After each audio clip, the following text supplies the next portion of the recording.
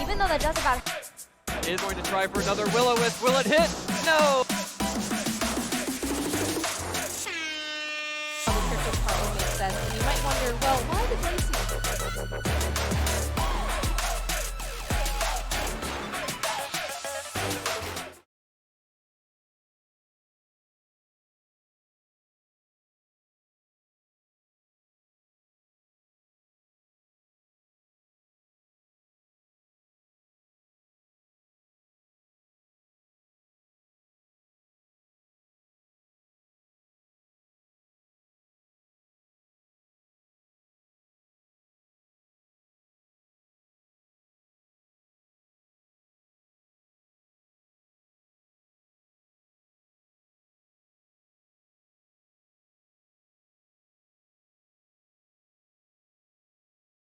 And how you've been enjoying Legends of Arceus. This is our first stream back post Legends of Arceus. So how are you feeling? Good game. Good game? Game good. I like backstabbing Pokemon with Pokeball. It's cool. Yeah, there is something. I feel that Arceus is the most satisfying game as far as it comes when it comes to catching Pokemon. 100% Arceus is the most satisfying. But it's been a lot of fun. I've already gotten through the main story. I'm working on the post game. I got actually stuck at a part at the very end. They do, without spoiling anything, I will say towards the very end and in the post game, they do try to give you a little bit of a challenge aspect that is very reminiscent of the challenge level that the Elite Four brought from BDSP, right? You know how like the Elite Four and BDSP was just a little bit harder than normal, right? A little bit harder than the last one. I feel like they kind of tried to appease the more competitive players in the post game stuff a little bit. So I'm kind of stuck at the first real challenge of the game, if you ask me. It's like, all right, okay, that was baby mode. Okay, get ready for the real deal. Right. They're gonna make some kids cry with some of those post game stuff. Yeah, like I can't catch it, and it's like, yeah, you're right, it's hard. Go get a Nurse Luna, kid. Don't worry, you'll like it. Exactly. You'll remember the fear that I had when I was a kid and I was running out of Ultra Balls trying to catch Mewtwo, and my battery was already on red on my Game Boy. You didn't know what was gonna happen. You had no idea. You didn't know. They weren't ready. Before the days of autosave, all that stuff. Back but anyway, in my we got a great show for you guys tonight, and it has absolutely nothing to do with Legends of Arceus. First up, Up Smash. What do we have on the agenda for tonight? All right, so first of all, we got a super sus sword that swung into Unite. That's gonna be tomorrow. Then the results of the recent WDMichael tourney, and then a look at the Pikalytics for Series 12. After that, some of our favorite segments and the Series 12 VGC Survival Guide. Then we'll finish off, as always, with a match of the night, and then our top 5 plays of the week. Yes, it's a packed show, so without further ado, let's get to it with our first story of the night. I've got the first story of the night, which is Aegislash is coming out swinging. It wouldn't be an episode of Silph without a breakdown of the latest Unite Mon to insert themselves into the meta. And judging by the scoring animation of this latest Mon to drop, this one knows a thing or two about insertion. Wink, wink, nudge, nudge. That's right, Aegislash, the possessed sentient sword of Gen 6, seems to be the next character in Unite. The character drops tomorrow, and the Mon is said to be an all-arounder with the ability to change stances similar to its previous iterations in the game. With moves like Sacred Sword, Shadow Sneak, King's Shield, and Iron Defense, Aegislash seems to be a uniquely flexible Mon, one that can play both attacker and defender roles. What do you think about Aegislash, Up Smash? Do you think it's going to be as flexible as Unite's claiming it's going to be? I mean, I looked at some of the gameplay for Aegislash, and that thing ain't called all-arounder for nothing. That thing is... My god. That thing can, like, crit for, like, 6k damage. So, like, we're talking, like, Absol level crits. So, like, definitely, if nothing changes, definitely slap a freaking, scope lens on that boy. You won't be disappointed. Also, the one video that I was watching for Aegislash decided that that to mispronounce its Unite move so horribly wrong that I had like do like a mental like triple take to actually find out what they were talking about. Like it was they pronounced it coup de grace. Like Coup de grace. yeah, like they pronounced the Unite move coup de grace. What is it? It's a final kill. Yeah? It's a mercy killing. It's called basically. coup de grace? Yeah, it's called a coup de grace. Basically, Yeah. does more damage the lower they are. You know, much like a coup de grace. Yeah. But yeah, overall, I think that Aegislash is a very good Pokemon to have around. For this, Aegislash was always a good Pokemon back in like Gen 6 when King Shield was super good, and I think that they're gonna try and make it known that Aegislash is still good in this game. 100%. Yeah, I think that it's going to be nice to have a Mon that can play both attacker and defender roles based on how the game is going. I think that's really what you'd want out of an all-arounder. And so it's going to be interesting to see that. I'm super excited about it. I love Aegislash. I love my steel types for one. And it looks super cool. It looks super fun. And hopefully, we can really, see something cool with it when it comes into the meta. I mean, usually these Mons come in and they absolutely break the meta.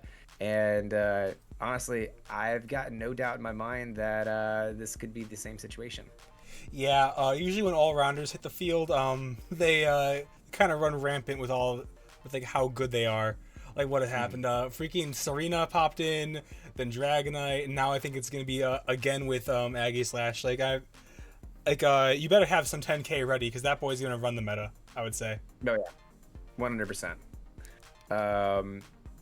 Well, moving right along into our next story though, the Wide League tournament was this past weekend, and both of us got the chance to commentate that. It was a lot of fun. Tell us a little bit about all the updates from the Wide League. Up Smash.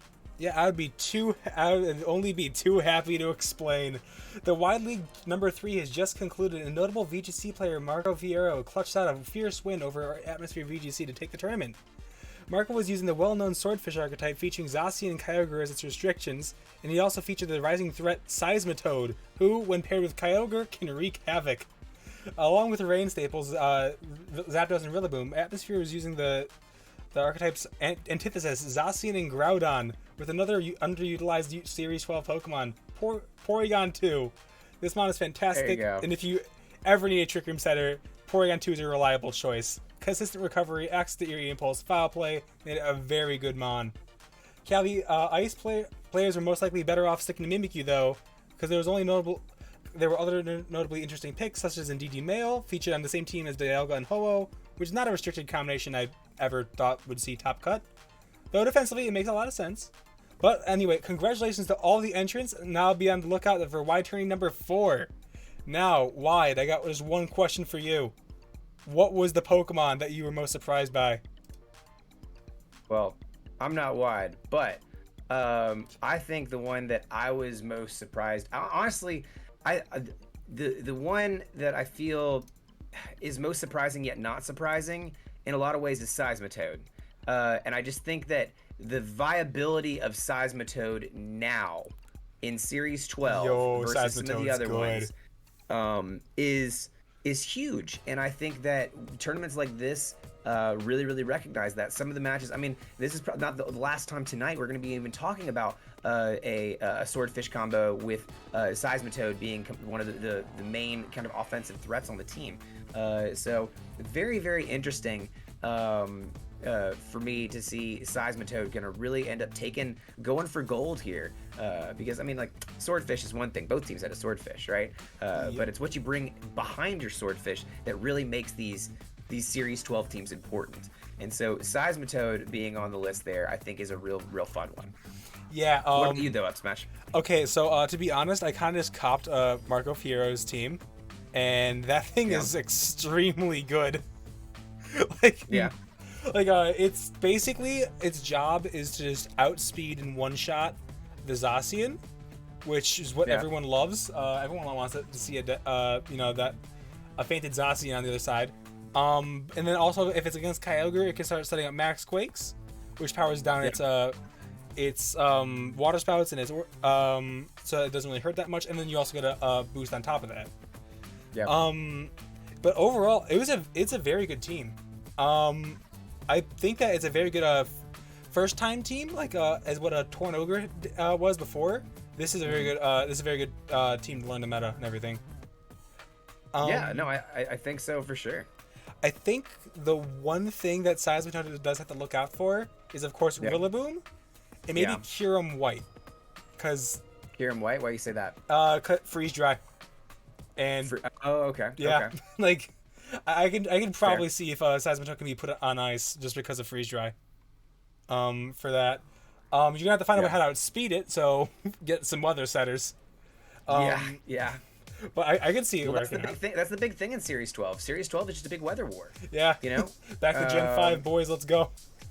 Yeah, I mean, it's just as big as, I mean, it was important in Series 11. It was even important in Series 10. But I feel like even more vital in Series 12. It's a major weather war. So much so that, other mons that simply block weather are becoming viable too. But we'll have more on that later as well. But yeah, really shocking results here. But fun stuff coming from the Wide League. I can't wait to see more of these. Having huge competitors like Marco Fierro. I mean, yeah, that's very what nice. makes it that makes it all the better. And having people like Elite Pokebox, which is a great company, go check them out. Sponsored also all the better. So hopefully we can see more of this, and hopefully that kind of breathes some more life into some of these grassroots VGC tournaments. Yeah, I think this is a very good start to Pokemon for VGC, because a lot of the like the tournaments start like at 10 in the morning, and I think that, like, a more late night version of it would work better in this case, because people can't spend like an entire day on it. They can spend a night on it though. Then maybe just like half a weekend here, other side there, just for a little bit. If you make top cut, ain't no thing. Well, I think it's very nice that this is a very good start to something. 100%, for sure. All right, I believe you have the next story. Yes, moving right along with a new series comes a new Pikalytics chart for us to look at. And so we're going to take a look at the Series 12 Pikalytics. Series 12 is upon us, and to no one's surprise, Zacian is sitting at that number 1 spot. With Incineroar hot on its tail, seriously, Incineroar was made for this format. Fire, dark typing with Intimidate and Fake Out, though that could realistically be said for any format after its hidden ability was released, and it just has all the tools necessary to make it in a competitive metagame.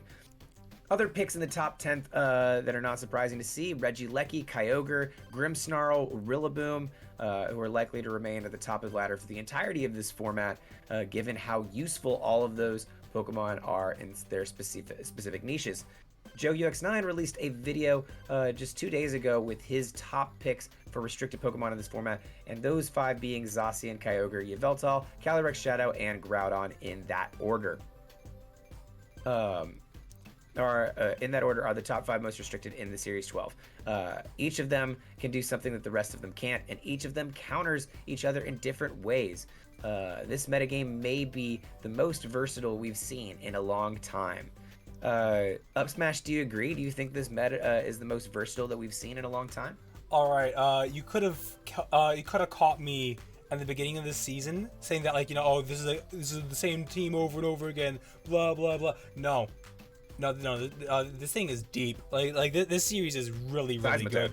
Yeah, freaking Seismitoad is coming from the cold and like snapping necks. Like, okay, but yeah, like Swordfish is, I think, the big boy. Everyone's gonna have a swordfish, but eventually everyone's gonna have a swordfish counter. I'm thinking Seismitoad. Yveltal is, I played a little Yveltal with it. That thing's really good, and it also takes out Calyrex Shadow really, really well. So yeah, it was a very good Pokemon just to have around. I feel like those odd things, because Snarlbot 9000 got you covered, dude. And I haven't tried Groudon yet, but oh my god, is Groudon so prevalent in my ranking up right now. Like, I've seen a lot of Groudon. I've seen a lot of the Weather War. Yveltal has been surprisingly a lot. I've seen more Yveltal than I've seen Xerneas, which is surprising because I certainly don't feel like that was the case in Series 10, right?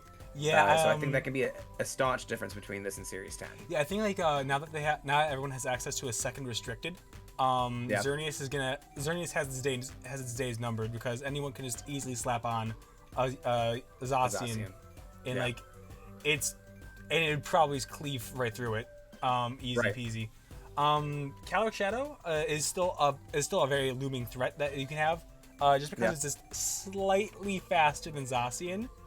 Makes it so that if your entire side is like all slowed down, then basically Calyrex Shadow can just click the funny barrage button and then it wins the video game for you. The funny barrage button? Yeah, the funny barrage Is that button. what Behemoth Blade's called now? No, Astral Barrage. Like it just goes in and goes. Calyrex Shadow, yeah. It's a very good cleanup mon. Just go, and then once it gets rolling, you can't really stop it except like Sucker Punch. But that's what NDD is for. But overall, I would say that it's very versatile right now. People are trying stuff out. Everyone and their grandpa is now using a Seismitoad, including me, and I'm digging it, dude. 100%. It's a fun one. There's a lot of combos out there, and we're gonna go through them here actually in the next segment. Actually, that's a pretty good transition into this.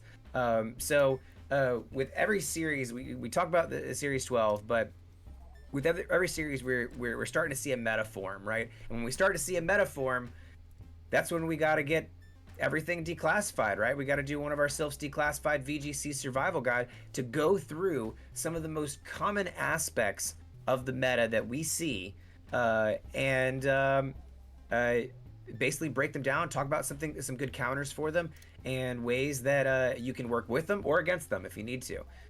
So I'm going to start us off with the first one. We've already talked about it a little bit. You know what it is. It's Swordfish, right? There's a reason why Kyogre and Zacian are at the top of the meta usage. Swordfish just works. And and in the Series 12 meta, you need to have an answer for both Kyogre and Zacian.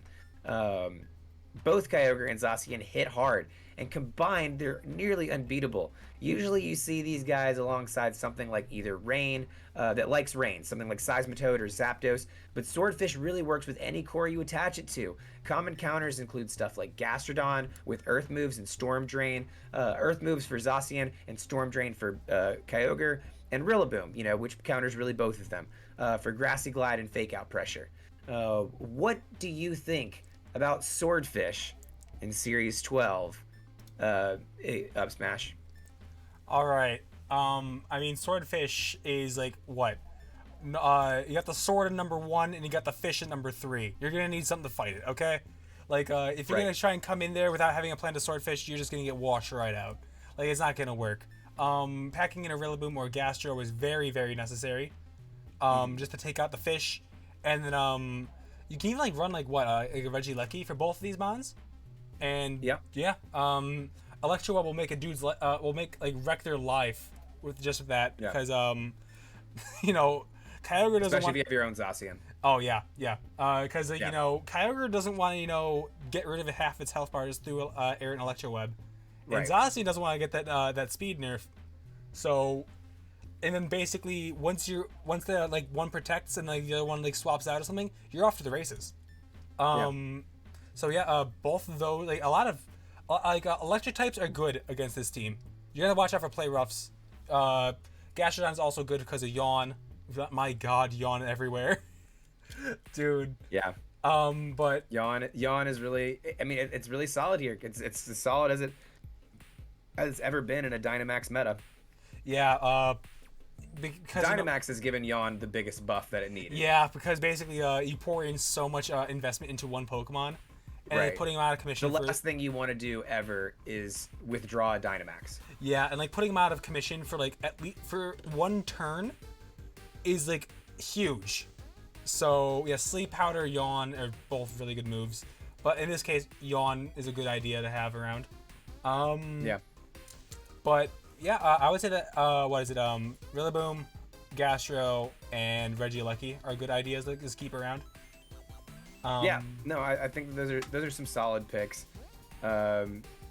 And then what do you put on a swordfish team? Oh, swordfish. Oh yeah, you definitely bring in Zapdos. I learned that lesson the hard way. Yeah. And then I gotta say it again. I have to say it. I'm gonna say the S word again. Seismitoad. That thing's so good. And Incineroar is going to be the thing that helps you counter, still other swordfish teams and other Zacians and things like that. So there's a lot of viability to that too. Yeah, there's a lot of things that can a lot of bumps in that road that swordfish has. But overall, it's a very good smooth sailing team. It's very nice, I would say. Yeah, it's a great corp. It's a 100% great pair of restricted to pick. But what do we have for our second combo in the VGC Survival Guide? That's me. All right, so we have freaking Doggy Darko. That's right, boys. We're talking about the freaking Yveltal and the sword. All right, so what happens when you combine the crispy bacon of darkness with the bestest boy in Gen 8? Well, a hell of a combo for any Shadow Rider Callie out there. That's for sure. Yveltal's a great wall for any ghost-type sweepers in the meta, and Sucker Punch combines with Snarl in an incredible combo for finishing off a match. Typically, you want to run this with an Incineroar as you're vulnerable to Zacian and anything to help you deal with Swordfish, like a Regieleki or Rillaboom. Like, dude, it's actually super good. Like, Dodd, what do you feel about Doggy Darko, other than the name? I love the name. I am not too sold on Yveltal.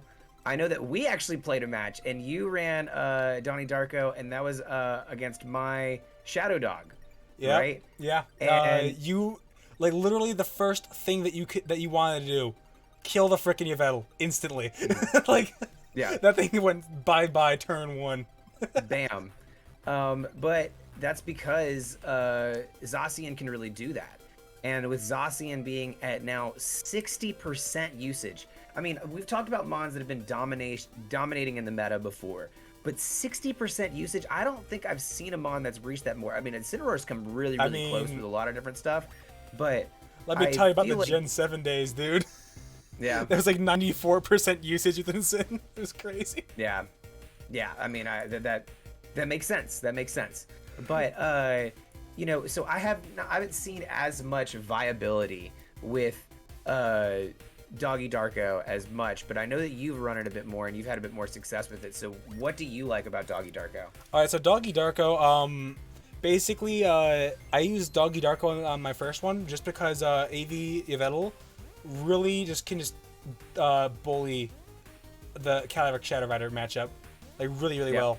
Just because Snarl Brings it down to a quarter of its health, and a lot of them were running Sash back then. I think a lot of them are still doing that now. Just that makes Calyrex just super scared to just bring out anything. And then if they can't follow me, they can't do anything about it. It just says, okay, something's taking a Snarl, and if you want your precious little horse to see another day, you got to swap that out, because I'm just gonna keep on doing it. Yeah. I also did some foul play. I did some sucker punch with the Yveltal. I don't know if my Yveltal was cursed or I just had bad calculations, but it just never went for the knockout. Yeah. I think it was just I don't know, maybe I have to put my Yveltal in the corner for a little bit, make sure that its sucker punches hit harder. Yeah, no, but the sucker punch coming from Yveltal is incredibly threatening, and I know that it's definitely put my usage of Shadow Rider in question. I think I've got to find a solution. I've got to find a counter around that, because I think that's the main reason people are running Yveltal in the first place. But I think it's taking care of a problem that's not as prevalent as Zacian, and it leaves. That's the problem I have with Donnie Darko, is I just feel like Yveltal doesn't do too much against Zacian.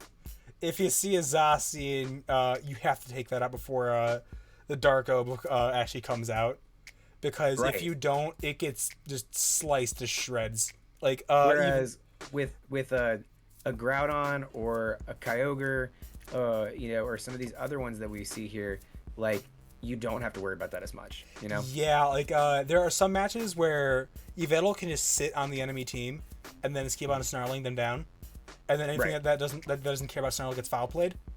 But there's other like things where Yveltal just turns the freaking shreds as soon as it comes out on the field. Like, it's a very hit or miss Pokemon, I would say. In my opinion. Fair enough.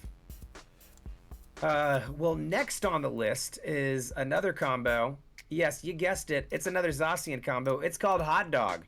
Hot Dog works exactly like Swordfish, except in the sun. You'd think that Zacian would do poorly in the sun, but he's just that good. Groudon is a heavy hitter with Swords Dance and Precipice Blades, Rock Slide, and Solar Beam, and it helps that he helps out with some of the goated Dynamax sweepers like Zard and Venu by bringing Drought into the equation. Incin does great in the sun, and since Groudon is slower than Kyogre, it wins the Weather War when they're called out at the same time. Hot Dog allows a strong Swordfish counters to thrive, and holds its side in well in the Great Weather War of Season 12. The best way to counter rain. The best ways to counter are to bring a rain that's independent of Kyogre. Rain Dance Thundy is a good option. Rillaboom is yet again another strong contender here, as Grassy Glides can be incredibly valuable here. What do you prefer, Hot Dog or Swordfish? Up Smash. All right. So, in this certain scenario, I like Swordfish over Hot Dog just because of how well Kyogre uses its rain to its advantage. Yes, some Groudons do have like Heat Crash and stuff like that, just to get rid of other things like that. But a lot of them don't. Like, actually, some of them just max up and then use Max Rockfall, like turn 1 even, and like it actually makes me a bit hesitant to always like should I try and take out the sun, or should I actually just go for another funny move here instead of going for it, because they're not gonna use it. I did see like some with Cherim. What is it? Venusaur is always prevalent on these teams. On these teams, freaking Venusaur is basically half the entire Sun team. The Venusaur works great on the Hot Dog team. I think that's one thing that I do want to run is a Hot Dog team that is like the ultimate Sun team, which is like something that I used to run back when Isle of Armor was introduced, and I believe that's when we first got. I think it was G-Max Venu. Yeah, last night I saw like the hardest Sun team known to man. Like, it was crazy. Like, I saw it was Groudon, Zacian, Zard, Venu, Cherim, and the thing it was I think it was he has a Sableye to set up more Sun. Like, it just went. Oh wow! It was like the hardest Hot Dog team ever. I was like, oh my god. That's anyway, crazy. sets up rain. Okay, good game. It's like just stops them because it just slams the brakes on it. Like a lot of the team relies off of Sun, but as soon as you have like a Kyogre, which is like a very prevalent Pokemon, it kind of just fizzles out. I would love to be proven wrong with this. I do like Groudon a lot. Just because of red. Red's my favorite color. Hell yeah. But I'm like, I would love to see Groudon, put some words in my mouth about that one. But I do like this. But I do like what is it called? Swordfish more than Hot Dog. Fair enough. Yeah, I think that again, you see Swordfish very commonly. It works. I think I can't deny the fact that Swordfish is a better combo, but I think that I do like the idea of Hot Dog. I think more. I think that's the one that I'm probably gonna end up trying first, but we shall see. Next up are some sleeper picks that could help you really balance some things out in the meta. Some mons that you might not have thought of on your team, but you probably should now. And I know the first one is one that you rep for hard. So tell us what you got, or tell us what you got for the first one here. Oh wait, it's me? This is you, bud. Oh, yeah. That's me? Oh shit, yeah, that's okay. you. Hey guys, welcome back everyone. I'm just gonna show this. Porygon 2 is the best Pokemon ever. It's like a really good sleeper pick. As mentioned earlier, a vast majority of this meta relies on speed control, which is why Tailwind, Swift Swim, and Chlorophyll, and Scary Face, and Thunder Wave, and Electro Web are so prominent. But what happens is when the speed control works against them.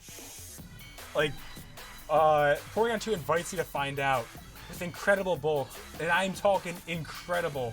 The ability to raise its own special attack with download and a wide berth of supportive moves. This electric duck is shutting down the competition. My God, like it's so good. It walls Cal Shadow. It can leave Kyogre, Water Spout, or Zacian in close combat with relative ease, and enable its partners to have complete control over the speed of the match for more turns than your opponent can know what to do with. Like, oh my God.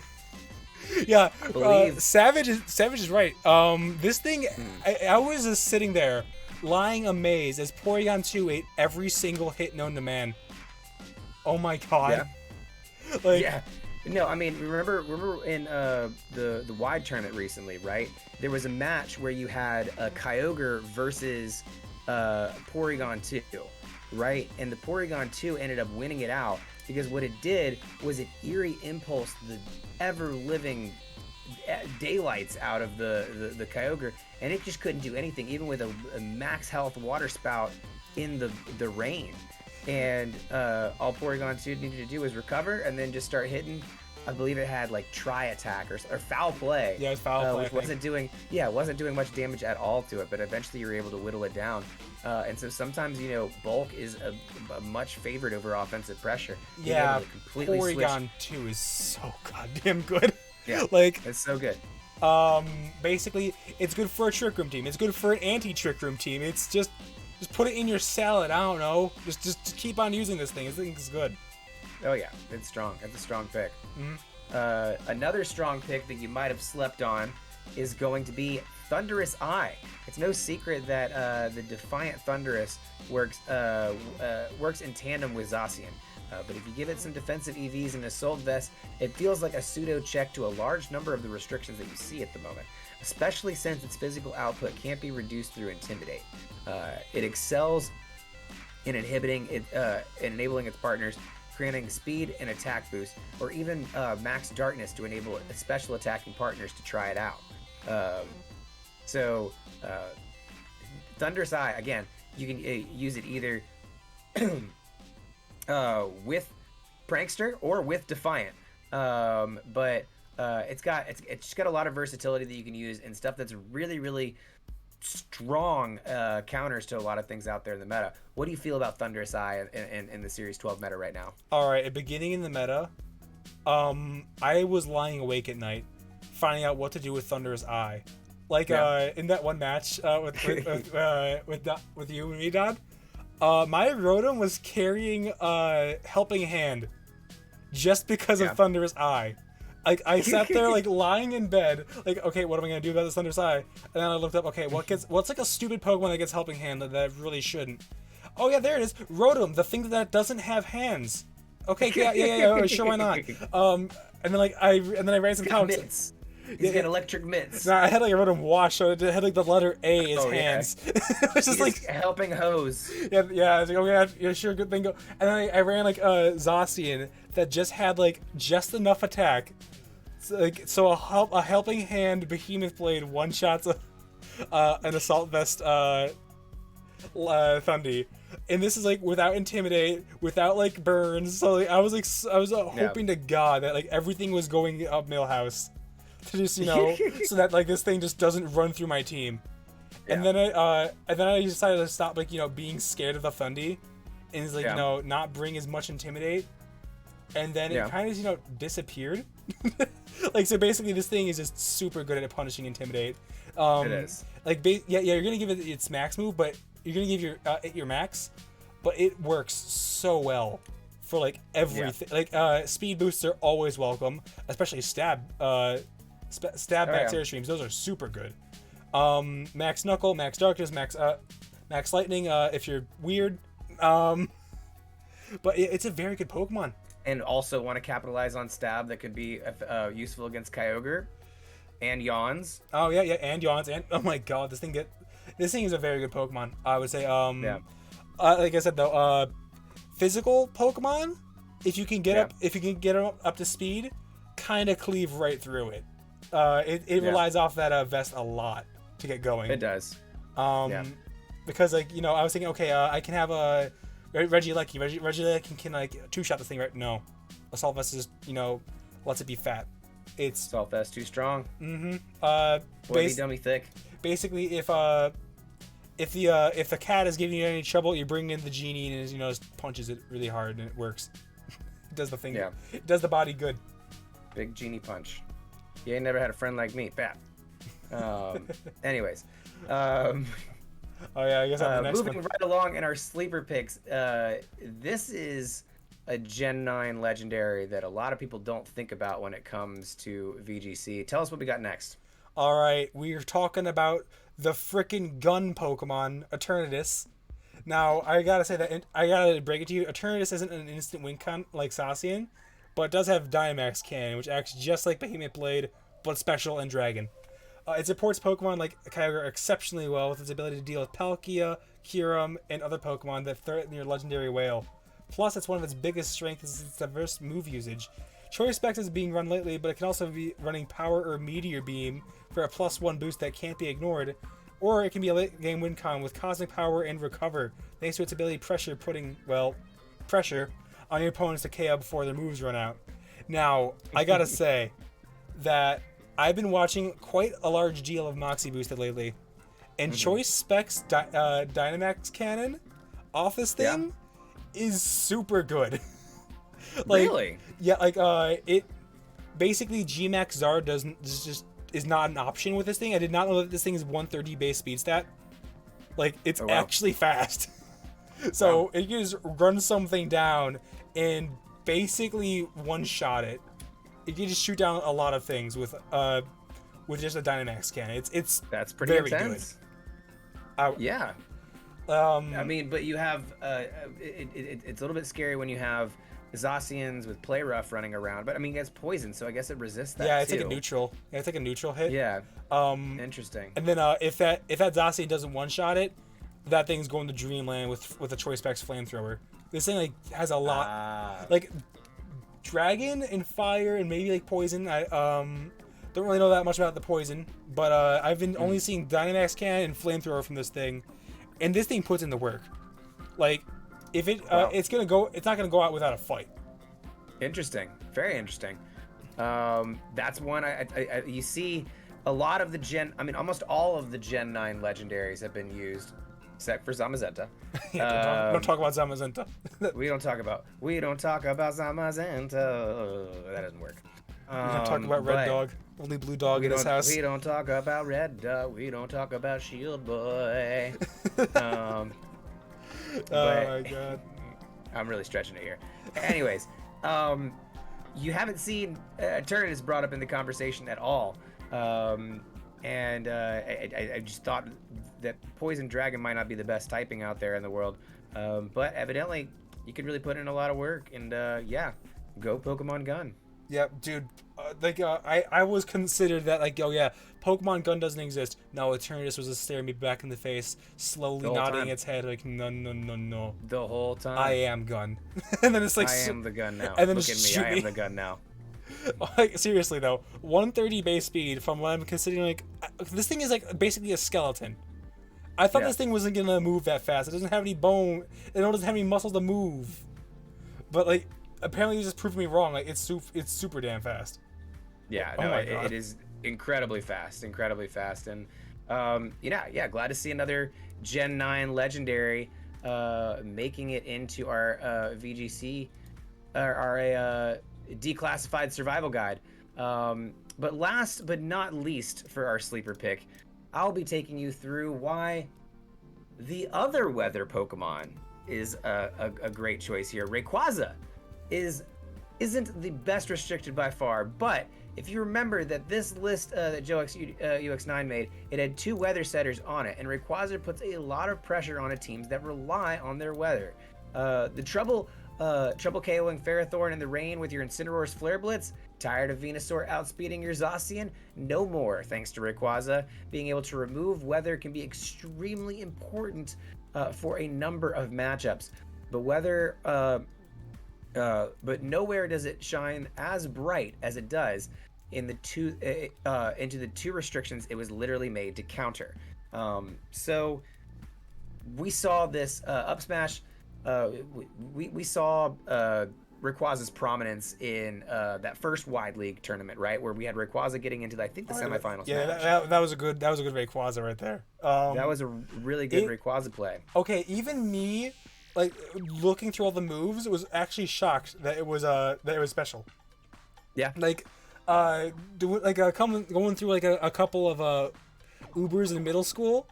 Like all I thought, okay, Rayquaza has Dragonite and it has Earthquake and it has like Dragon Ascent now. That's cool. Right. And then like when it started busting out the air slashes, I'm like, oh, I was like, whoa, I can't handle this. Like it would have played me for a fool, like super hard. Especially in that Wide League. Looks like someone got privy to that tactic and then started using Eerie Impulse to take it down a notch. But my God, it was Eerie Impulse has gotten a whole new life in this meta too, right? Yeah, I mean, the move in general. Yeah, Eerie Impulse was like not really seen that much like, at all, but now Eerie Impulse, I'm thinking like Charm from Whimsicott, those are seeing play. Like like just stat drops that aren't Intimidate are seeing a lot of play lately. Yeah, and it's getting quite interesting about like what moves are actually good. I was actually thinking about. Like for a meme, I was thinking about running Tickle Whimsicott, like cause it's just so dumb. Cause you get your Intimidate and then you get the first, and they get like what essentially is a helping hand, but like at the other thing. I don't know. Yeah. It's super weird, but overall there are a lot of niche Pokemon that's been finding use lately. Off the top of the head, Tapu Koko, Seismitoad, Gastrodon, Rotom Heat. Basically, if you think that if there's a Pokemon that could have some meta, that could give the meta a run for its money, definitely put your money where your mouth is. This meta supports a diverse cast of Pokemon, and it's extremely likely that you'll be able to make some use of out of almost any single Pokemon. No, well, except for Metapod. I did say almost for a reason. Right. Like, oh god! Oh, string shot! Ooh, watch out! No, nah, bro. Volcarona, bro. That's it. Nah, like, 100%.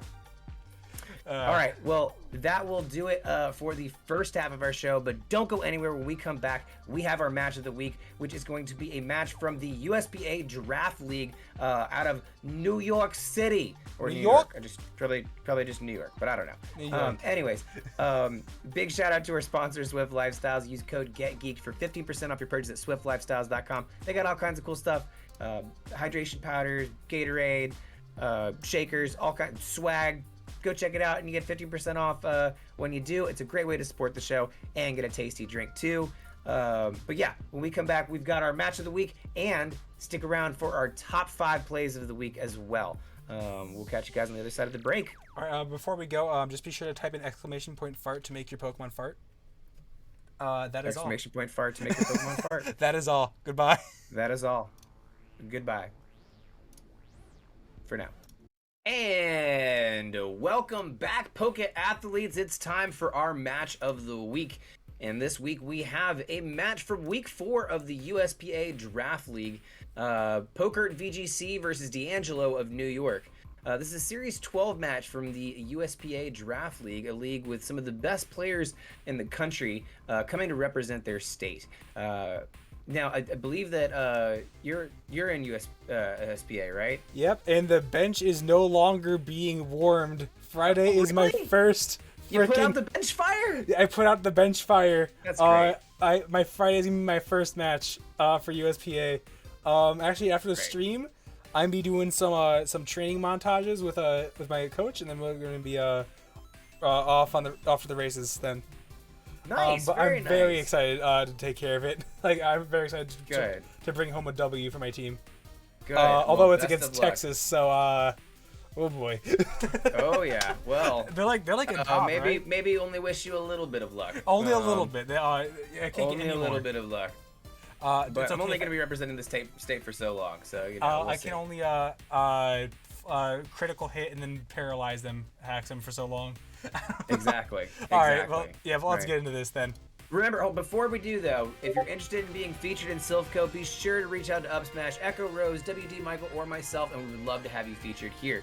But let's get into this. I'm not sure who is who here, actually. Mike, I think that joke.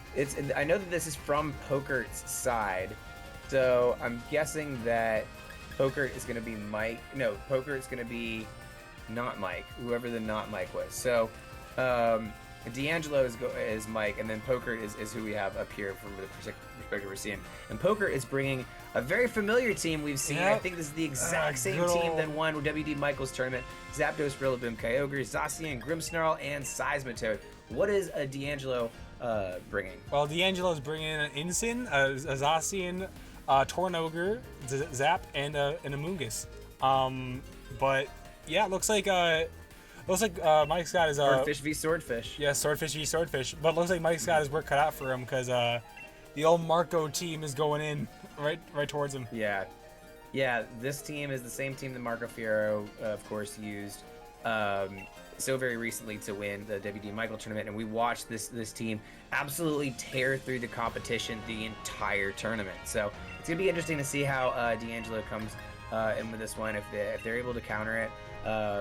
And you see, again, this shows the versatility of Swordfish, right?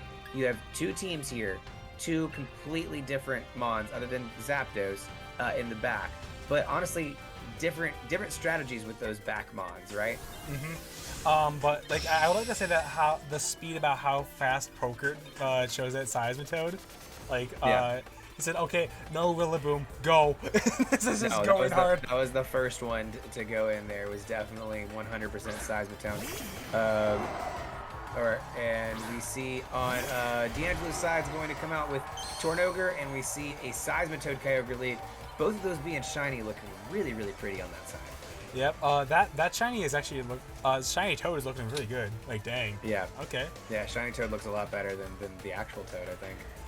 Yeah. I mean, I do like the blue though. I like the blue. Yeah, both of them are fine. Like both of them are great. Yeah. No, they're great, but obviously here I feel like the lead is going to be with the Seismitoad, just from what we've seen in the past. Yeah. Kyogre's gonna Torrent's gonna have the tailwind for Kyogre to actually get up any form of water spout before the Toad goes in. And then that basically means that they can try and get around it somehow by going just trying to take care of it, basically punish them for the thing that they have to do to win. Right.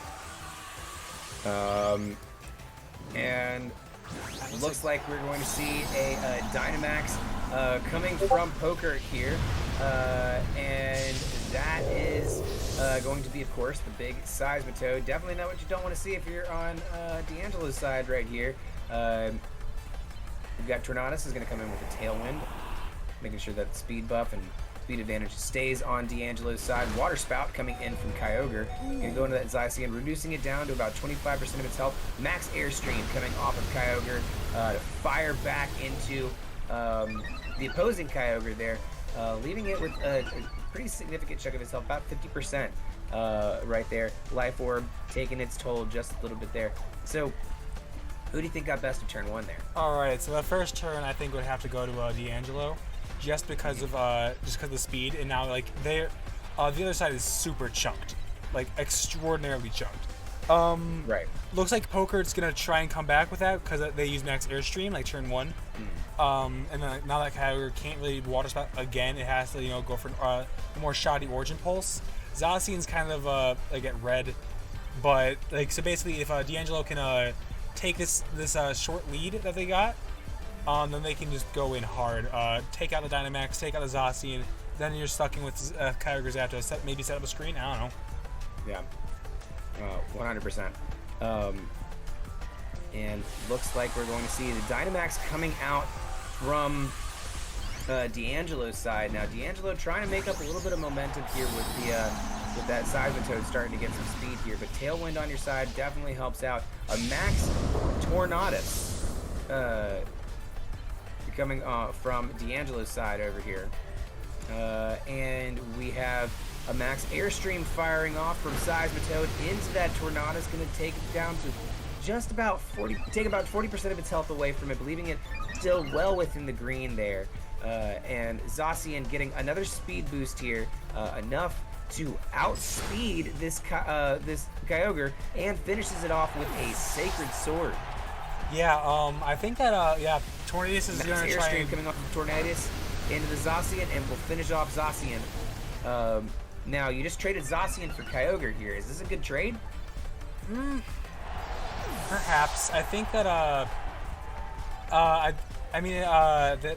D'Angelo was trying to get the max Airstreams up, just, match the Toad, try and keep that speed in check. But I think that now that Dynamax is up for the taking. They might have, I guess that they would have to Sacred Sword the Kyogre there just to not get Origin Bolt.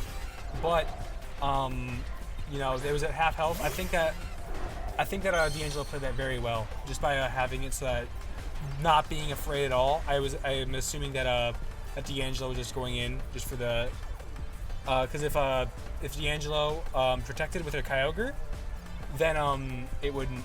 Then they would all go up in smoke for Poker. Yeah. I think that's valid. Now, you've got two flying types on the other side of the field. I feel like Seismitoad sitting here with 2 speed boosts, even though you got Tailwind on the other side, with the Zapdos on the other side of the field, you're sitting pretty strong here.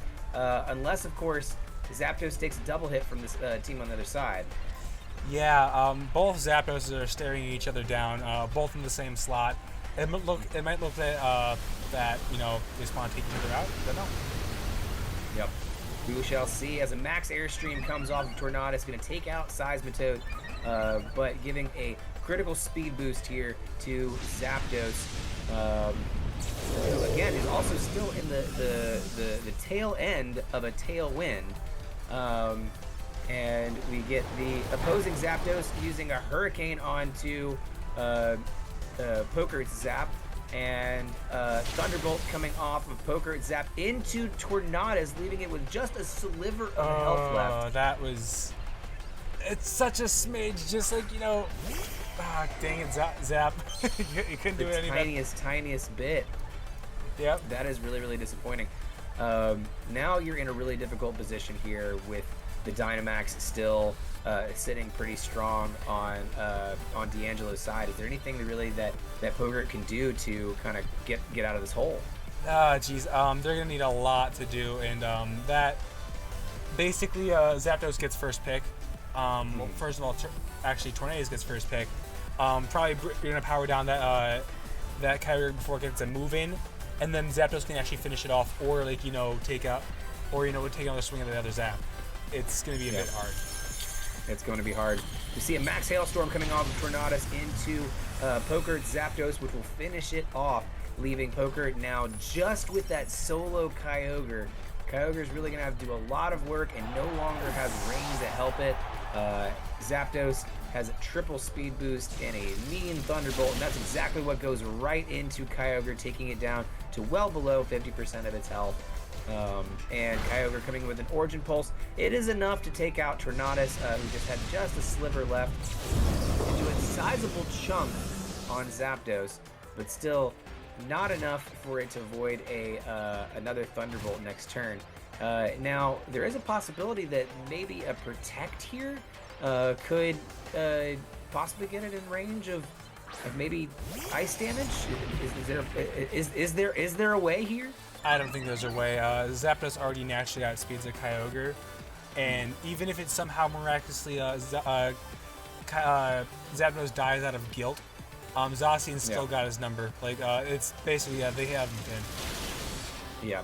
We see the final Thunderbolt roll in from D'Angelo's side, and that will do it for Poker side of the field. D'Angelo now leading this match 1-0. Yep. All right. I think that Poker went a bit too hard on the Toad, on the turn 1 Toad, because basically that thing does want Dynamax, and then as soon as it does, all eyes turn towards it. Yeah. It gets a bit crazy with how good Seismitoad is, but then it just I would say kind of a glass cannon, kind of not. Fair enough. A bit odd, I would say. Yeah. I think that Seismitoad was, I think, a solid pick here, but I mean, I think that, you know, honestly, D'Angelo just had ways to power through it. And if you're able to hit through it with a max airstream, which is just literally just trying to go for as much stab as you possibly can, not even, you know, worried about trying to match type effectiveness or anything else like that, then you're in a pretty good spot. So D'Angelo's got a team here that I really think is hitting harder at the end of the day. Yeah, D'Angelo, I mean, maybe their team was made to like try and bait in Seismitoad. Seismitoad has been seeing a lot of play as of recently, just because about how good it is. Oh, hydrate. But it's getting pretty good results. D'Angelo must have had it so that had some way how to get around it, like you know, just change some EVs around, rub some dirt in your wound. Don't worry about it. Yeah, for sure. And looks like we're still getting them set up here for the second match here. But yeah, I think that this the first match there, I think there was just honestly it was an absolute dominance by D'Angelo after, say, the first turn, right? I think that Poker really had a strong lead there with Seismitoad. But we'll see how they kind of change things up for that second match. How would you change things up if you're on Poker's side? I mean, I did play a bit of this team. Grim Zap is always a good idea, just to get the ball rolling. Make it so that Seismitoad doesn't, like, you know, eat up a bunch of damage that doesn't really be necessary. Right. Screens are invaluable on this team. Zapdos could, like, you know, try to do some, like, little funny stuff with Eerie Impulse if it has it. Grimmsnarl, like, basically, Grimmsnarl can just paralyze a lot of things just because of that speed boost and stuff, and probably come out on top. Like, yeah, it's gonna die, but it even like one paralysis stop, it makes it do its job extremely well. Yeah, like, Grimmsnarl just it's really good at doing what it's supposed to do. It knows what it likes and it likes what it knows. And it does it well. It's really good at setting up screens. Thunder Waves, Foul Play, I've been seeing some usage. Spirit Break is also a good one. Sucker Punch. Sucker Punch, Fake Out. Oh my god, it's got a crazy moveset. He's the Swiss Army knife. It shouldn't. There shouldn't. Grimmsnarl is OP. Grimmsnarl is incredibly OP. And we see it here on the field. Zapdos, Grimmsnarl as the lead here. A very, very solid lead. And on the other side, I believe it's again Tornogre. Yeah, it looks like Tornogre again. I mean, they're trying to finish this one off quickly. Try and get rid of their. Try and get rid of the you know, any chance of them actually pulling ahead. They just want game 2 to be done and dusted with. Yeah, I mean, if you have a combo that can work like this, where you can Tailwind, max your Tornadus, and then just hit Airstream after Water Spout after Airstream after Water Spout, you're in a really good spot. And we see an Icy Wind off of the Tornadus. A very interesting move to start us off there. Speed drop on both Mons here. And then Kyogre going for the Origin Pulse. Okay. Not a Water Spout here, although it could have gotten a clean one off there. It's going to reduce both of them to under 50%, but still well within where they need to be. Kyogre sitting now at a solid, like, 25% health. Yeah, that's about a good ballpark. I think that D'Angelo was trying to cut their losses, making sure that because they were just trying to go for Icy Wind, they were just trying to make it sure that if they went for Thunder Wave, Thunderbolt, then they just don't. There goes the Thunder Wave right there. We got Thunder Wave coming off of Grimmsnarl after following the Tail Wave from Tornadus. Origin Pulse coming off of Kyogre into both the Grimmsnarl and Zapdos, and it looks like it'll take both of them out for a 2 KO here. Ooh. Yeah, that's a nasty one right there. Tailwind is an amazing speed control. What is it? Tailwind is just, if they don't take out that Pokemon, it'll just come up again and then set up another Tailwind. Also, Icy Wind's amazing in this case, but maybe Seismitoad can do something with it. They do have Tailwind, so It's not going to be the fastest thing on the team. It actually will be the second slowest because of that tailwind. But maybe they can pull something out. You're in a real tricky position here if you're Poker, because now you're down 2 Mons. Tornogre, I mean, it feels like you just didn't have a good counter to Tornogre here, and well, honestly, Zapdos Grimmsnarl isn't a bad counter for it. But anyways, we see the Dynamax coming off from Poker here, and it's going to be Seismitoad. Hopefully that can really start to change things for Poker's side of the field here. And the first one off here, we're going to get a Protect from Poker's Kyogre. And then an Origin Pulse coming off of the opposing Kyogre into Seismitoad. It's not going to do too much because it's heavily resisted by that Seismitoad, but still doing a pretty decent chunk. Kyogre Rain still does a good amount of damage.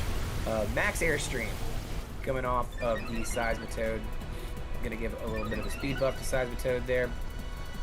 And ooh, that's a good one. Okay. A paralysis on that Tornogre, really stopping it there. So that was something that was very much needed here. So yeah, so Seismitoad is slowly getting up its speed to make it so that Thunderwave, that the Tailwind doesn't really mind Tailwind that much. And also Kyogre is a very good Pokemon to set up Tailwind with, because it's essentially just, Tailwind. Max Airstream is a Tailwind, but lasts the entire game if you don't swap out. Right, So they're just trying to go for the end game right now. There's nothing else that they can go for.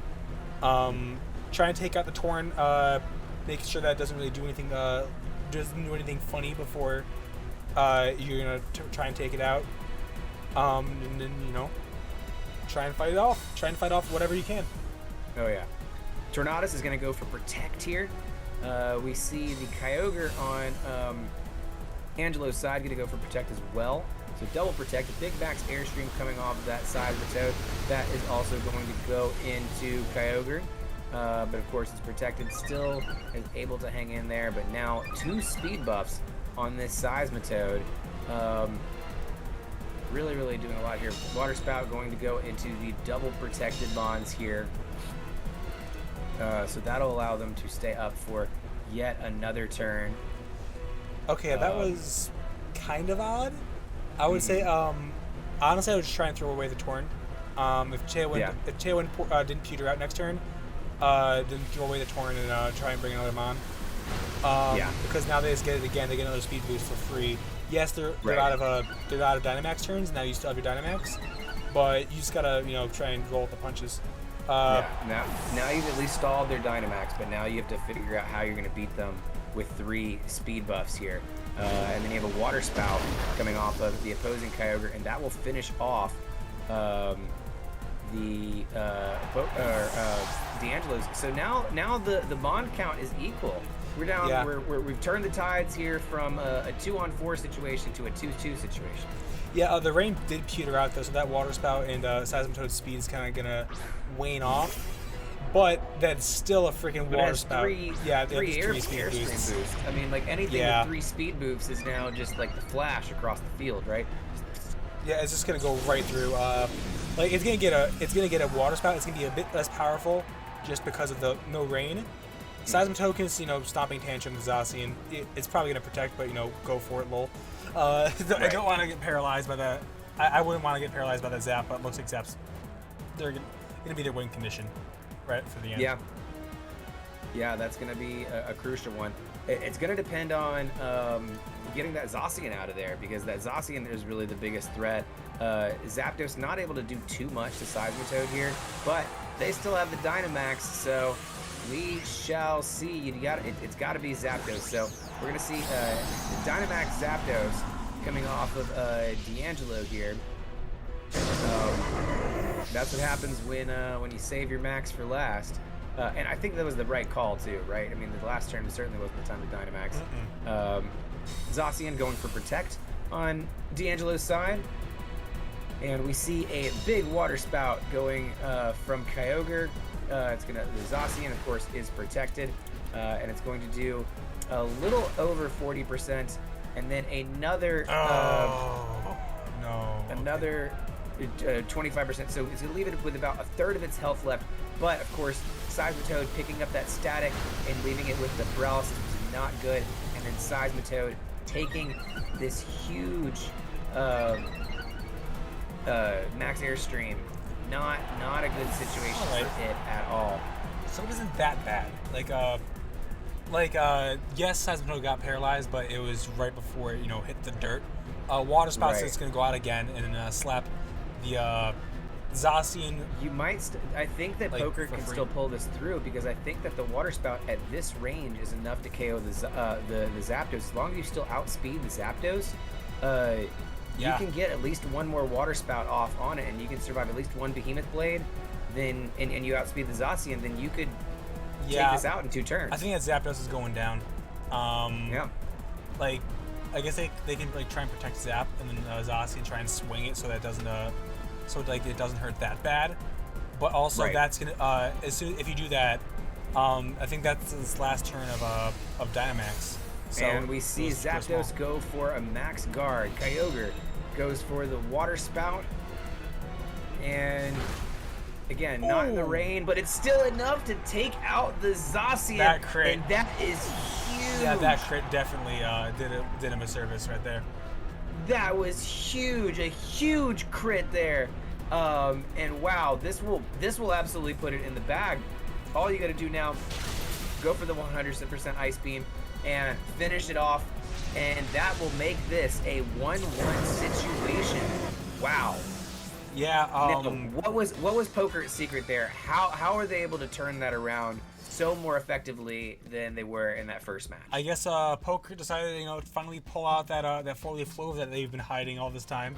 Just decided to crit the Zacian because basically the crit on Zacian and the para on Tornadus are really, really critical. Yeah, those were great. Yeah. And I also like to say about the speed. How fast Poker chose the Ice Beam on their Kyogre right afterwards. It was nutty. Nutty, absolutely nutty. Crazy.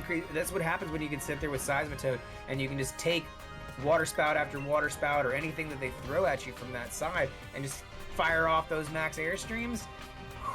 You can put anything in a really dangerous situation there. Yep, Water Spout is just basically the sit down move. You have to challenge it or just eat up a spout.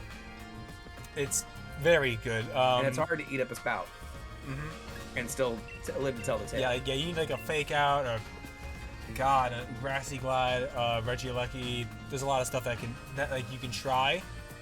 Right. To try and take it out, but Kyogre's got its friends along with it. So and they're much inclined to help it out with trying to get those spouts out. 100%. Looks like this time we may finally start off with a different lead for Poker. We'll see how that ends up playing out. But I think they're kind of, still thinking about it for a hot minute here. They're hovering. But yeah, I mean, definitely you love to see those matches, right, where you can come back from a 2-on-4 situation, and the odds stacked up against Poker, by the way, right? Zapdos maxing immediately after you did that double KO. I mean, that's rough. Yeah. Usually what I try to do in Pokemon is try and make it so that they get the least amount of moves possible. So, which tends that I kind of don't attack the fastest Pokemon first. I try and attack the slowest. Just to make it so that they don't get that much value. What's up, Lana? It is kind of a weird play for me, but my caveman friends, they move less. Go for it. Yeah, 100%. Seismitoad and Zapdos lead for Poker over here, while we have, of course, Tornogre for D'Angelo. Now, do you think that this lead for Poker is going to be as strong as his lead for the last one? Well, Poker saw that they brought Tornogre every single time, so they said, okay, they're going to bring the rain all the time. I don't even need to bring my Kyogre at all. They got the rain. I'll bring the Zapdos. Yeah, like basically because Zapdos can, Zapdos or Seismitoad can do some work against the Ogre. Tourney is just there, I guess. It's gonna probably try and Icy Wind anything, if anything. But Toad can set up a speed boost for itself. Zapdos can try and take out the Torn before it does anything sneaky. It's overall a good lead. Yeah, that was a really, really close one there, putting in their the move time there. They just got in at the very, very last second. But we see Poker switching in Zapdos for Zacian, getting, of course, that Enchanted Sword boost off, getting that attack raise that it so desperately loves. And we see a Seismitoad going back and Dynamaxing for Poker side. Will it have as much success as they did in the last match? Who knows? Let's find out. Yeah, it's gonna be a rough one because this is the exact reason why they why they got so put in the back foot. It's just because of right. Like Tailwind coming off of Tornogre or Tornadus. Water Spout coming off of Kyogre. It does very good amount of damage onto Zacian, leaving it with just about a little under 25% of its health. A big max Airstream coming off of Seismitoad, and that puts it in an interesting position here, with Zacian having about 25% of its health, or less than 25% of its health. Yeah, that's in their and Seismitoad also at a similar rate, about 25% of its health, but Dynamax. Of course, you do have that speed buff. Is it enough to outspeed a Kyogre and Tailwind? I don't think so. That Kyogre is at +2 already, and yes, you are at +2. Actually, perhaps that could actually work, because Kyogre, you'd probably be faster than Kyogre, probably gonna be slower than the Torn. Torn can maybe set up a Icy Wind instead. Yeah. Just trying to slow it up. Just make it so that the Seismitoad doesn't get any moves, and he goes, whoop, and then Kyogre just goes for the Origin Pulse. Yep, 100%. We see a Max Tornadus coming off on D'Angelo's side. Max Airstream also going right into that Tornadus, going to knock down about 25% of its health, leaving it still well within the green, and giving a critical speed boost to both Seismitoad and Zacian. Zacian going for the Behemoth Blade, and it will go into the Tornadus, which will take it all the way out. So no attack coming from Tornadus. That was a very, very good move right there. It was a very gutsy call here, but you've got to worry that there's going to be a Water Spout coming off of Kyogre, and it does, and it is able to take out both Seismitoad and Zacian. Yeah, geez. That was a predicament, a crummy juncture, if you would. For that, they did get both their moves out, but now they got to deal with that Kyogre and the Tailwind. No speed boosts, no nothing. Poker did make a lemonade out of lemons though, because they just got rid of that Dynamax like turn one. Right. Snuffed out instantly. That's good that they ended up blocking their Dynamax, and I think that is a really, really strong thing here. But it's interesting because I think what we're gonna end up seeing is a complete fucking mirror match here. So Zapdos Kyogre versus Zapdos Kyogre. Yes, sir. It's all about how you play it from here. And also, you got Tailwind on the other side. You've also got a Kyogre at half health here. So... Yeah, I think that, Zacian is also peering the back for the other side. So as soon as you take out any Pokemon, Zacian's going to come out and start swinging. Right. So we've got a Thunderbolt coming off of Zapdos into the Kyogre that is protected. A Water Spout coming off of Kyogre. It's going to go into Zapdos. It's not going to take out all of its health, but it's going to knock it down below 50%. Thunderbolt coming off of Zapdos, and that is enough to take out Kyogre. Okay, kind of odd that they used Water Spout there. Is Origin Pulse actually better, or do they want the guaranteed damage? Not sure. I'm not quite sure. But either or, Zapdos is already half health, and looks like that they're gonna have to deal with that. Their Zapdos doesn't have Protect. Many of them don't. But Right. we'll just see what happens with the Zap. It's gonna be. I mean, Zapdos does have some ways to heal itself up, but you know, I see the concern as well. That will. It looks like. Is that enough to take out the Kyogre? That is enough to take out the Kyogre, and we see now Zapdos getting off with a Roost. This is a real uphill battle now for Pokerst here. Poker, because I mean, like, you do have the super effective, like Zapdoses are super effective against each other, but it's gonna be hard to take out that Zacian. Play rough coming off of Zacian, and that'll take it all the way out. So that's all you need, and I think that will wrap it up, and that gives a 2-1 match to D'Angelo from New York. So congratulations, D'Angelo, and GG's Poker at VGC. Great match there. Fantastic plays all around. Up Smash, what are your thoughts? Let's go back to the desk and talk about it. Yeah, so I think that that Poker decided to be a bit premature with their Toad. Like to the point where The last match. Yeah, well, they did it in the first match and then the last match. They both Dynamaxed. They Dynamaxed the Toad turn 1. Right. Toad, and then basically that just told the opponent, say, "Hey, shoot here." But Poker. Here's the big gun. Yeah, Poker did have a lot of good ideas there. They used the one that astounded me was that they just got rid of the Torn turn 1, like easy peasy lemon squeezy. That was a very good play for them. It's a shame that it didn't actually turn out well in the end, because Water Spout in half health did still quite a lot. But I think that both people did a very good job in that match. It's just that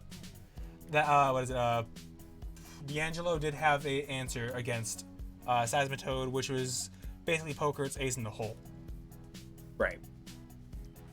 I mean, that was it. Once he had the answer to the Seismitoad, you know, it kind of all fell apart there. And that's the interesting thing, because we talked so fondly about Seismitoad at the beginning of this match, right? And we're so excited to see it out there, but you still got to use it right, right? There's still a reason that it fell off in like those early series metas, right? And now it's being picked back up again. That doesn't mean you can be careless with it, right? It's not your wild card kind of situation. Yeah, if anything, I would say that crazy, but Seismitoad is kind of a glass cannon. Like, I mean, it has a good HP stat. In a lot of ways. But it basically, it needs the rain. It hits kind of hard. You're gonna need a Life Orb for it. So, it actually does some swings. Try and make most use out of it with a Max Airstream. Power Whip was also a good move. That could be seen with air. Right. Just try and get rid of Kyogres before they get anything cheeky going up. I've also seen some Protect. I've seen like a lot of stuff that Seismitoad can do. I still think it's a good Pokemon. I think that it is not its finest moment in this one. Fair enough. Well, that will do it for our match of the week. Thank you so much, USBA, for submitting that match for us, and thank you so much for both of our players for contending in that. Again, remember, if you're interested in being in one of these matches, talk to Upsmash, talk to me, talk to Echo, talk to WDMichael. We'll get you guys hooked up. We would love to commentate it. We would love to have you a part of the show. All right, Upsmash, are you ready for the best part of the show? The best part of the show, you say? The best part of the show. Okay. Yeah, it is time for the top 5 plays of the week. The top 5 plays of the week. All right. Upsmash, why don't you start us off? All right. Looks like we got... let me just transition over here. It looks like we got a big old War Turtle, level 8, trying to defend against what seems to be the world right now. Got an early KO. Oh, it looks like it's time to go for a Unite. Oh! And just eats the whole thing. Yeah, this was Itsuke Lightning. Absolutely... Like, I just can't wait to be kinging this, like, situation here. Look, as you come up here, you start to see all the Blastoise. 5 Mons, right? Yep. 1v5, and then finishing off the last 3. Oh, my lord. That was really good. Basically, Itsuki was just waiting for, for literally any kind of XP ever. And as soon as they got it, went in extraordinarily hard. Like, look at this. Boom. That's 1. Yeah. Dragonette into the water spout. No, and then takes out the last 3. That's a quintuple kill, right there. That was a good one. Real mean. Absolutely starting us off strong. Coming in with these Blastoise play here. Just gotta love those defensive plays, especially when you're taking on so many Mons like that. And just that clutch kill there at the end. Whew. Yeah, that was Blow good. off the blasters there. Congratulations to Tsuke Lightning for coming in at number 5. Number 4 is from WDMichael's tournament. Of course, you can see both my beautiful face and up smash in there. This is like Inception, right? Yeah. It's my side now. You can't have it. Do you remember this play? Yeah. Do you remember fucking Mewtwo slapping so hard you could look at the opponent just absolutely losing your mind with the expanding force coming off of Mewtwo, who had just taken 2 big max airstream buffs and absolutely clearing that side of the field. Now, this is Super Saiyan Bush Sr. that was using this. Of course, they were using this combo for just simply because it was Mewtwo's birthday and no other reason than that, right? Yeah, I think that Mewtwo is a Pokemon that you don't really see that much, usually because of Calyrex Shadows being able to, to hit harder, hit faster. But Mewtwo is still a coverage god. It gets max airstream, it gets max lightning, it gets every single elemental punch and every single elemental move that you really need. Oh yeah. Very good Pokemon all around. If you can, this Zapdos, I just noticed this Zapdos has full HP at the beginning of his turn. Full HP. Oh my god, it does. That's how much it did. It was a full HP Zapdos.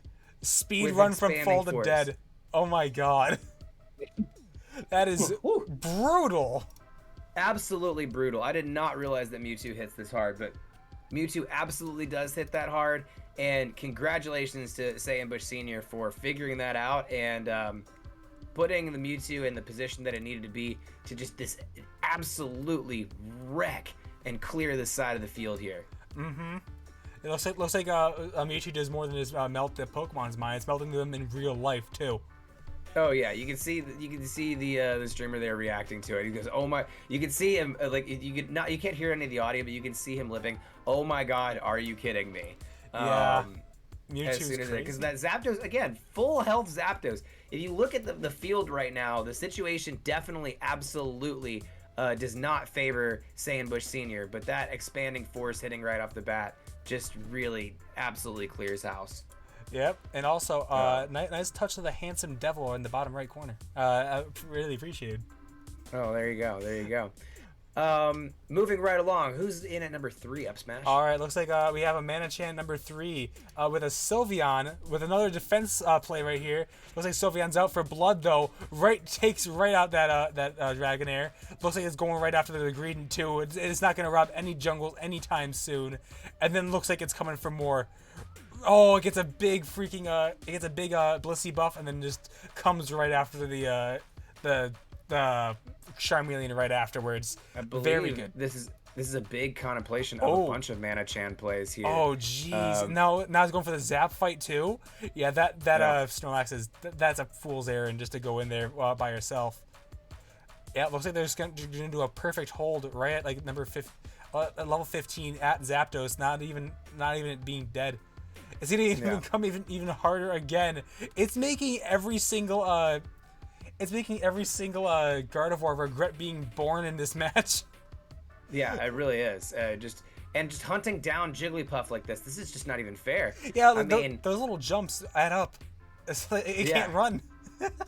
That escape button is really, really adding up here and just absolutely allowing Sylveon to tear up some stuff. That was against the Geneva Conventions. You can't do that in war. You can't do that. You can't do that. And then he gave the Lucario the kiss of death. Oh my god. It's just crazy. It's just no mercy. No mercy here. This is the gift that keeps on giving. He just keeps on chasing down people. And it works. Yeah. Yeah, absolutely amazing Sylveon playing here by Mana-chan, and just some really Mystic Fire is absolutely OP. I think that's what this whole clip says, is that Mystic Fire is absolutely broken. Yeah, or at least in the hands of Mana-chan it is. Yeah, they're also using Draining Kiss. I never actually used that. I should use that. Dang. Yeah. Okay. It's solid. It's very, very solid. Because I usually use Mystical Fire whenever there's a special attacker on the team, just because of the special attack nerfs. But might want to rechange that decision because this looks fire. Like it does. It looks Mystical Fire. It looks Mystical Fire. You got me. Yeah. Oh, All right. Jokes. All right. Moving right along, number 2 in the countdown comes from, it was submitted to us by Nader92. This is Cat Fishy using Articuno here. If you look closely here, you can see Articuno has 2 HP. That's because he Dynamaxed a Focus Sash Mon here, which is always a risky move. Scary Face going into a Defiant Thundurus, meaning its speed is dropping, but its attack is going up. Come on, do it. So it is not in a good spot. Max Hailstorm coming off of the Articuno. Is it enough to take out this Thundurus? And it is. Articuno coming in a very, very clutch situation. Definitely not enough to take out this Thundurus all on its own. But with that Scary Face, even in the face of a Defiant boost, Articuno still does. And this is just an absolute big brain play here by Catfishy.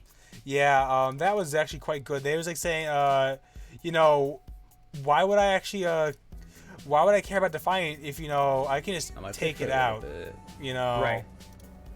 Like, it only works if, you know, you can move first. So if you can hear the audio here, he goes, please let this hit. Please let this hit. Because otherwise, like, you just have a buff Tornadus. But I mean, like, at that point in the match, it doesn't matter anyways, right? Yeah, he's just trying to go for the... One punch is as much as, you know, a Giga Impact because you have 1 HP left. Mm-hmm. Articuno's golden, yo. That's a very good move to have. Oh my God. Just, you know, to carry in the back. Gastrodon might just even be like going after the this one is too good. Thundy for all I know at the end because like come on, they'd expect like, you know, max airstream into the into Articuno, easy clap, get your speed boost up, you know. But overall, very good. Very good. Very, very big brain. Very big brain. All right. Smash. It's your turn. Uno. You got number 1 this time. Tell us, who is our number 1? All right, so the big cheese, the big enchilada, the big Kahuna burger. I'm we got number 1 is gonna be Rick Divide with a Cindy play. I know how much you like Cindy, Dodd. Looks like he's getting chased down. Oh my God! And looks like the Cinderace ult is gonna try and act as a bit of a panic button right there. Oh my! But he's gonna go in hard right after that. It's just. You think I'm locked in here with you? No, you're locked in here with me. Yeah, that flame charge, that blaze kick did wonders to get that Cinderace out of a giant rundown situation. Looks like Cinderace is gonna heal up a lot with it, with just its base attacks, and then it says, "Oh look, I can smell a Venu. I'm coming after that too." And this runs right after. Teammates secure the zap. Looks like a W to me, boys. Oh yeah, that is a solid. Look at this. This is like the hallway scene with Darth Vader, right? They're all coming down the hallway, and then just they're all falling down everywhere. I mean, just absolutely firing away here. That was a double KO here, and then you get a triple KO here. You have the Venusaur waiting for a cleanup here. But yeah, you see, boom. Yeah, here's the favorite do part. a little bit of damage to the Zapdos. Johnny goes, I smell a freaking frog. I smell a Venu. I smell a Venu. Dives right after nails it. It just dives in for it. So congratulations to Rick David for some excellent Pirate Cinderace. We love to see it here. You know I love it. And that will do it for our top 5 plays of the week. Yeah, that was a quite good one right there. Cinderace can, like, you have to respect the Cinderace in a zap fight. Because I always do. Because if you leave it open, like if that Cinderace is still alive while Zapdos is going down, you're gonna get Unite moved, like guaranteed. You're gonna get it. Cindy loves the Unite move Zapdos. It's like a really good zap snipe tool. Oh yeah, one of my favorite things about that Pirate Cinderace though is the Pyro Ball becoming a giant pirate wheel. Wait, it does? I never saw that. Okay. Go watch that clip again. I'm Go blind. Watch that clip again. I'm actually blind. When the animation becomes a pirate wheel, like a ship wheel. Yeah. Like, yeah. Okay. So it's so cool. Yeah, and that's very, very satisfying when you're able to land it. But yeah, congratulations to Rick David, Catfishy, Manachan, Sandbush Senior, Itsuke Lightning, Let's see here. Pockart VGC, D'Angelo of New York, and WDMichael. Thank you, all you guys, for hanging out with us, for being a part of the stream, and big shout out to all of you guys. And thank everybody for hanging out with us. Dragonstorm 1993, Lana Stitches, Upsmash, Geeklife, everybody else here, Littlest Nelly, Savage Patch Kid. Thank you guys so much. Catfishy, thank you so much for the follow. We appreciate that. Welcome, welcome. But yeah, again, thank you guys so much for hanging out with us. If you want more, you can always find us over at, check out the link tree in our bio below. You can catch all of the nerdy news you need to know on Geek Life Live, or check out our Discord where we hang out, we talk, we have all these kind of cool discussions and great stuff. If you want more of me, you can find me at Roosbane on Twitch, Twitter, and TikTok. Upsmash, where can they find you? Well, they can find me at Upsmash TV on Twitter, on YouTube, on Twitch. Basically, if you want to just find out where I am, type in !Upsmash, and then you'll be there. But yeah, I'm usually going Upsmash TV. My YouTube is just Upsmash, but you can just use youtube.com/UpsmashTV. Take you right there. You'll get to learn a little bit about Mimikyu. That was this week's Pokemon. Yeah, it's a very cool one, and I'm glad. I love the short decks. I'm glad to see more of those coming out. But anyways, Catfishy, yo, just got home from work. I had to drop the follow, check out the VOD. Yeah, go check out the VOD. You definitely need to check out the VOD because you may or may not have made the top 5 plays, but you'll have to figure out where by checking out that VOD. So, that'll do it for this episode of Silph Co Sports. Thank you guys again so much for hanging out with us. Again, we're sponsored by Swift Lifestyles. Use code GETGEEKED for 15% off your purchase at swiftlifestyles.com. From everything from hydration powder, drinks, all kinds of cool stuff. You got daily boost vitamins like this. That looks really cool. Good stuff. You couldn't see it because it's all got straight out there, but there you go.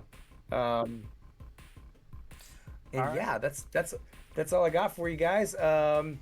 Now, let's go out with a bang. And by that, I mean, there we go. There you go. Everyone is good. The Pokemon space program is being amazing right now. There you go. Oh, I got stream elements right out of there. We'll see you guys next time. Peace. See ya. All right. All right. Good The shot. mic It's a hot is mic still, hot. right? Yeah. That mic is still hot. Hot. All right. We are going to go raid Saiyan, who made it on the top 5 plays. So let him know that he made it in the top 5 plays, y'all. Go have fun. Use those raid emotes in there. Spam them in chat. Have a good time. It was great seeing you guys, and we will see you guys next week. Thank you guys so much. If you got to hit the raid button. You guys can't go any higher than that. And you guys go any higher. You got 2 seconds. Wait. So see you later. Bye, go. Whew, that was hard. Oh yeah. Let's explain that. Cool. I'm gonna stop streaming and.